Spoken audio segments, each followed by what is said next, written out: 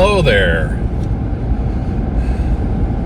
Well, I think it's time for another Loadstar video, because it's time for some more Loadstar work.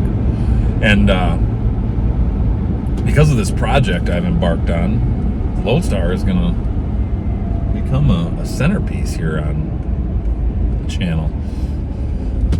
Again, history repeats itself, right? So today, though, what we're tackling is this pesky rear diff.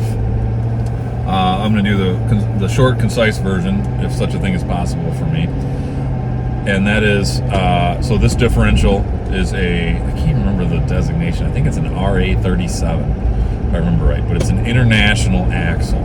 So, you know, this came out of a 71 Fleetstar, same truck that donated the 671 Detroit and the 10-speed for the Loadstar build. And so obviously that was still back in the heyday of International having the same mentality as General Motors, and they wanted to build as much of that vehicle as possible versus outsourcing. So most manufacturers were putting in, you know, Eaton or Spicer or Dana or Rockwell axles. International was largely still putting their own in, and they're kind of odd. Not a lot odd, but they're a little odd. And this is an odd front pinion cover setup. So it was leaking when it was in the truck. I put it in and spent a lot of time with the International dealer. They spent a lot of time on the microfiche, and they found the pinion seal. Still a common seal, no big deal to get once we knew the number. Put it in, still leaked. I've pulled it multiple times. I've replaced the seal at least once again, still leaks. And it gets, obviously, and it's a pretty good leak, guys.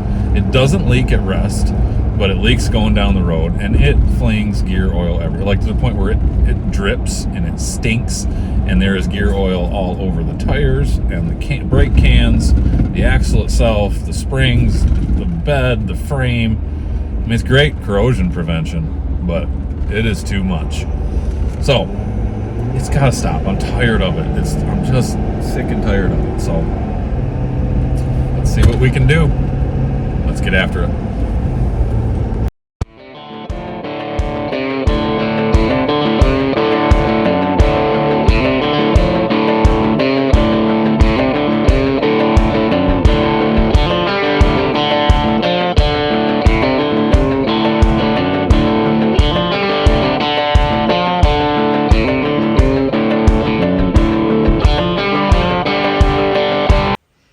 So as you can see, the pinion yoke and the outer pinion bearing and all these covers are off. This is what we've got. This is my pinion yoke, and I don't know if you can see that, but I do have, oh, there you can see it. I do have a speedy sleeve on there. You can see the flange there, and you know, I guess that fits pretty decent right there. You know, this is a kind of a weird design. So this is like an outer cover. Sorry, I need to back up. This is an outer cover, so that's, you can see. And where we're leaking, this is constantly leaking, is right here. It's not leaking on this face, which, you know, now I got to clean this all up and whatnot. But so this fits essentially like that. And you know, it's pretty tight, but it's not crazy tight. So I think we're gonna tap that out of there, and we'll get us a new seal this week. And then in the meantime, today I'll get all this cleaned up and everything ready to go back in. We'll actually be able to put that back in once it's cleaned up. I'll do a little more cleaning on those seals there. Yeah, we'll get everything prepped, ready to go. And that way, later this week, it's just a matter of tapping that in. And I, you know, that's all I can do is try again. You know, this seal, this number was it was a pain in the ass.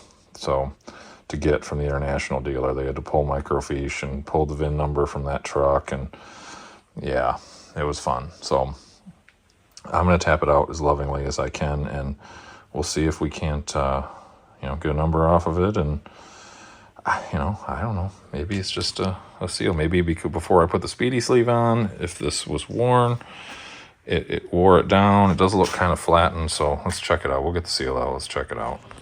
Well, the cleaning process may have unraveled the mystery. So, first off, we've got to get ourselves one of these.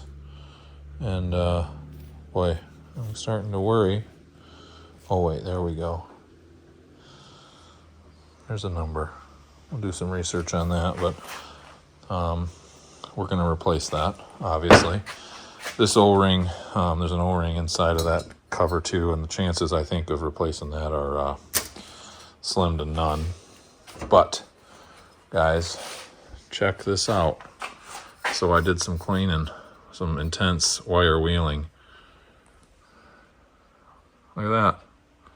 You know what that is? That's daylight. Right there. I was wondering why I was seeing surface rust like that on the inside. That's why. That might explain a whole lot. So, depending on where this was, obviously if it was mounted low like this, it would have just been leaking. But if it was mounted, sideways, which is I think what it was, because if it was up high, I would have seen it running down. But mounted to the side, it would not leak out at rest, and you wouldn't really see it. It would just look like spray. And there was always a little more muck on this driver's side. So I'm going to guess that she was mounted just like that. So needless to say, mystery solved. Now, for the solution. I don't have a good one. This cover, I'm not even going to bother at the international dealer. There is no way that thing is available. And, I could try to weld that, but that's tin. This is thin, guys. Look at that. So this isn't normally my style, but I'll be honest with you. That's a JB Weld solution all day long. You can knock me for it. You can hate me for it, but that's what we're doing. So we got everything else all cleaned up. Ceiling surfaces cleaned up. We got all these, these fun little dealies. Because I was trying to solve a problem, I RTV'd this stuff all in last time. We're not doing that anymore. We're just going to rely on the seals. But yeah, we're ready to put some of this back together. All right, so we've got this I don't know what you want to call it. It's basically a bushing, I guess, that holds the outer pinion bearing and the seal cover. So anyway, it's not a press fit, but it's tight, and I found that when it's dry, she doesn't go on, and you got to just love tap it all the way around with a soft hammer. And then once it gets all the way in it, and it's got enough pressure on it anymore, she slides pretty good. But what I was having a problem with, there's some sort of a vent. You can see it right there. It goes all the way through. It's cast into this housing. It's cast into each one of these washer shims, and then it carries through into the housing. They're the center section. So I take it there's a vent. So anyway, you got to get all those half moon shapes to line up, and it's hard to keep everything lined up. So what I found was a couple of zip ties through, and now that it's on, everything's still lined up. And because I'm going to be done with this now, and not gonna be anyway, we'll worry about that in a minute. I'm not holding the phone, but because we're gonna be done with this, I'm gonna just run these. I cleaned all the bolts up with the wire wheel. I'm going to run, at least a couple of them in, probably all 6 of them, just so I don't lose them.